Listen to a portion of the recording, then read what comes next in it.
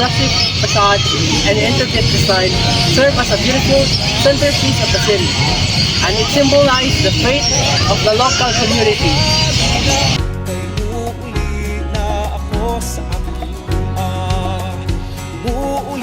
St. Joseph Cathedral has a rich history that dates back to its establishment in 1595. Originally a small chapel, it has undergone significant renovations over the centuries. The cathedral was officially declared a parish in 1860 and has been a vital part of Tagbilaran's religious landscape ever since.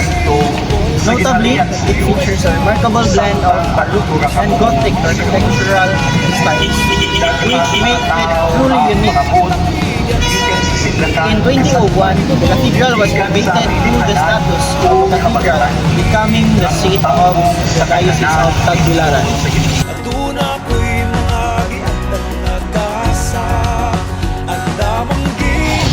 Right now, we are standing in front of the cathedral, where you can admire its beautiful entrance and towering bell tower.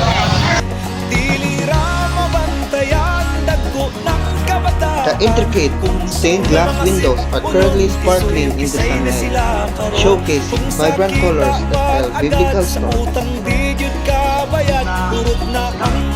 As we move inside, you will notice the serene atmosphere and a lovely altar adorned with beautiful carving.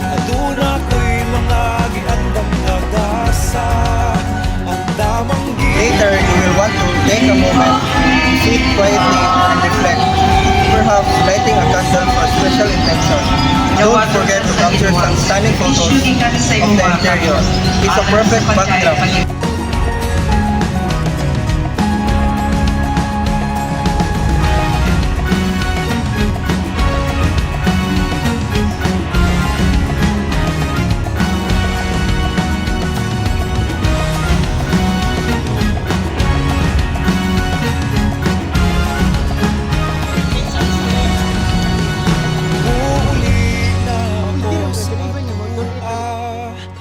Adlaw sa kahaponon pa sa luna, kung ako nang igahin mga adlaw na bilin sa akong paglatagaw diri ra di ay mahitaw, gilibot ko pang kalibutan diri ko lang di ay makaplagan ng kalipay.